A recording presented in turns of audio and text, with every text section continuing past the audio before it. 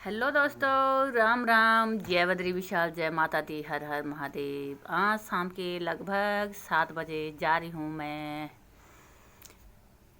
रावण दहन देखने। और मैं आ चुकी हूँ शहर में और जा रही हूँ फील्ड के अंदर, जहाँ मतलब रावण का दहन होगा।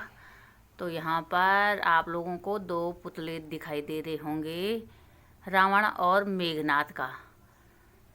तो आज रावण का दहन होगा, तो मैं भी आ रखी हूँ देखने कि किस तरह से रावण का दहन होता है, क्योंकि हमारे पहाड़ों में ये सब नहीं होता है और लोगों के पास इतना टाइम भी नहीं होता है कि कहीं मेले में जाए, क्योंकि काम का टाइम होता है। तो इसलिए मैंने कभी देखा नहीं।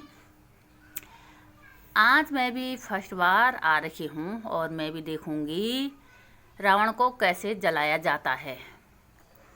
रावण को जलते तो मतलब हम देखते हैं और मतलब बड़े ज़ोर शोर से दशहरा मनाते हैं, पर हर इंसान अपने अंदर अंदर की, जैसे मतलब रावण ने बुरा किया था उसका अंत हुआ, तो वैसे ही हर इंसान अपने अंदर के रावण को भी जलाता है। कहते तो यही हैं कि हर रोज़ रावण के जलने से बुराई का अंत होता है, पर ऐसा होता नहीं है। अपने अंदर के रावण को तो कोई नहीं मारता, तो हर इंसान के अंदर एक रावण जिंदा होता है और बुराई इसीलिए ज़्यादा हो रही है। काश कि हर आदमी अपने अंदर के रावण को भी जलाता, मारता, तो कभी भी किसी के साथ अनिष्ट नहीं होता, बुरा नहीं होता, गलत नहीं होता और सब आपस में प्रेम भाव से रहते। मगर ऐसा कुछ होता नहीं है। एक दूसरे से ईर्ष्या, द्वेष, जलन की भावनाएं इंसान के अंदर होती है और एक दूसरे के अहित के लिए सब तैयार होते हैं, एक दूसरे के साथ गलत करने के लिए सब तैयार होते हैं। कुल मिलाकर कहने का मतलब यही है कि मतलब प्रत्येक आदमी जैसे रावण का दहन होता है वैसे ही अपने अंतर आत्मा में जो बुराई है उसका भी दहन करता, तो कभी भी किसी के साथ गलत नहीं होता। तो दोस्तों, मैं भी आ रखी हूँ कि कैसे रावण का दहन होता है। और यहाँ पर देख सकते हैं आप राम और रावण, राम, लक्ष्मण और रावण। तो आप लोग यहाँ पे देख सकते हैं, मतलब ये नृत्य भी हो रहा है और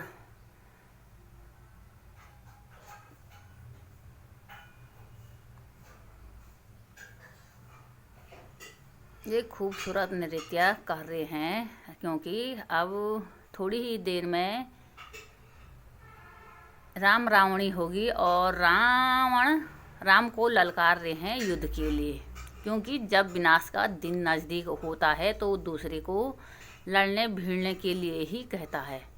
तो कहने का मतलब ये है कि इंसान, मतलब अगर रावण ने भी बुद्धि से कार्य किया होता है तो उसको राम को मारना नहीं पड़ता, उसका वध नहीं करना पड़ता और ऐसे नहीं जलाते। उसने एक ही गलती की थी त्रेता युग में कि सीता की तरफ देखा और दूसरे की पत्नी को उठा के ले गया। तब त्रेता युग में एक ही रावण था जिसने दूसरे की बीवी को देखा। आज कलयुग में हर जगहों पर रावण तैयार हैं, हर गली में, हर मोहल्ले में, हर शहर में, हर गांव में भी आप लोगों ने देखा होगा कि मतलब कुछ लोग हैं बुरे होते हैं जो शराब पी के दूसरे के घरों में घुसते हैं, दूसरे के लिए गलत बोलते हैं, दूसरे की माँ बेटियों के साथ गलत करते हैं। तो कलयुग में तो रावणों की कमी नहीं है, और त्रेता युग में तो एक ही रावण था और उसको जलना पड़ा और राम ने उसका वध किया। तो कलयुग के रावणों का वध कब होगा? जब हमारी माँ, बहनें, बेटियाँ सुरक्षित होगी, उन्हें कोई भय नहीं होगा, किसी के साथ गलत नहीं होगा, तब ही समझ लो कि रावणों का वध हो चुका है और रावणों का विनाश हो चुका है। और ये गलत करने वाले रावण जब तक इनको सरकार फांसी के फंदे पे न चढ़ाए तब तक रावण जिंदा हैं। ये कलयुगी रावण अभी तक आम खुले घूम रहे हैं। इनके साथ मतलब इनको कोई कलयुगी रावणों को गुनाह की सज़ा नहीं मिलती, क्योंकि सरकार इनके ऊपर कड़ी कानूनी कार्रवाई नहीं करती, इनको अरेस्ट नहीं करती है। आम खुले ये घूमते हैं। इसलिए कलयुगी रावण आज एक के साथ गलत तो कल दूसरे के साथ। काश कि एक गुनहगार को सज़ा मिलती मौत की, फांसी के फंदे पे लटकाया जाता तो दूसरा रावण उत्पन्न नहीं होता। तो दोस्तों, मेरा भी कहने का मतलब यही है कि जब तक कलयुग की माँ बहनें बेटियाँ सुरक्षित नहीं होगी तो समझ लो रावण आम खुले घूम रहे हैं। और आज देखो रावण राम को कैसे ललकार रहा है, जबकि राम समझा रहा है हर तरीके से कि ऐसा मत कर, तो फिर भी रावण नहीं माना, क्योंकि उसका विनाश का दिन आ चुका था। और जबकि रावण इतना बड़ा ज्ञानी था, रावण के जैसा कोई ज्ञानी नहीं था, पर घर का भेदी लंका ढावे। अगर उसके घर का आदमी बाहर वाले को कोई बात ना बताता कि रावण को कैसा मारा जाएगा, तो शायद रावण कभी नहीं मरता और जिंदा होता। तो घर के आदमी ने ही बताया कि ऐसे मरेगा रावण, तब जाके राम ने रावण का वध किया। तो इसलिए जब भी किसी का घरवार या परिवार में कोई फूट पड़ती है तो उसमें घर का ही आदमी मिला होता है, घर का ही आदमी घर की बात बाहर बताता है। इसलिए घरों में भी आजकल ऐसा ही है।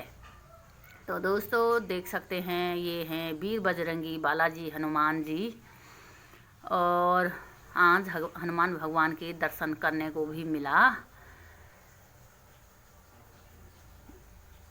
था। ये मतलब बनावटी पर रूप रंग तो हनुमान के जैसा था। तो मैं हर चीज़ में बजरंग बली को ही देखती हूँ और मुझे लगा मतलब मुझे बजरंग बली के दर्शन हो गए।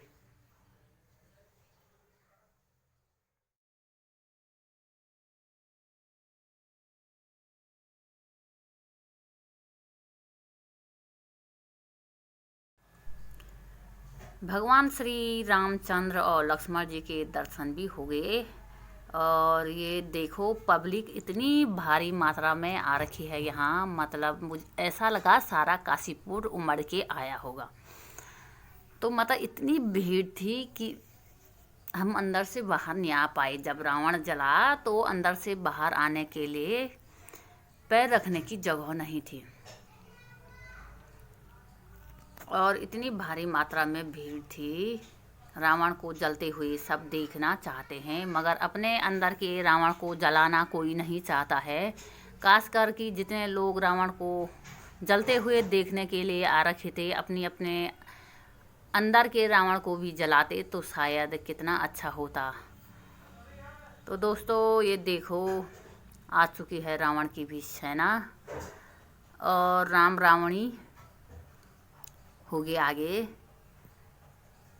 आज मुझे सारी वीडियो रिकॉर्डिंग में ऐड करनी पड़ी है, क्योंकि जो ज़ोर शोर की आवाज़ आ रही थी माइक की, डीजे की, तो जिस वजह से मतलब कॉपीराइट आ जाता है, तो इसलिए मैंने उसको पूरा साइलेंट किया। उसके बाद सारी रिकॉर्डिंग में ही वीडियो बनाई।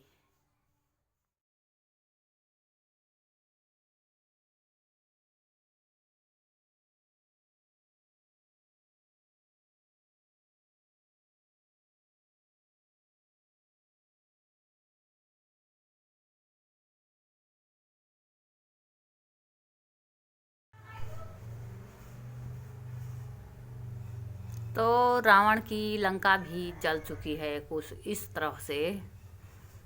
और ये देखो मेरे पीछे कितनी भारी भीड़ है।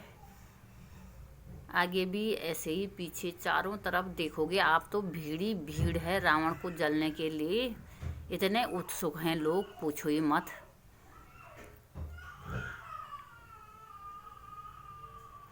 ये खूबसूरत दृश्य है रात के समय का। मेघनाथ तो जल चुके हैं, अब रावण की बारी है। मगर जब रावण को जलाया गया तो मेरा कैमरा ऑन नहीं था, क्योंकि पटाखों की ज़ोर शोर से आवाज़ आ रही थी और बहुत ही मतलब तो मैं पीछे हट गई, जिस वजह से मैंने मतलब वीडियो शूट नहीं हुई रावण जलते हुए। तो दोस्तों मेघनाथ और रावण तो कुछ इस तरह से जलाए गए। और आशा करती हूँ आप लोगों को वीडियो पसंद आई होगी।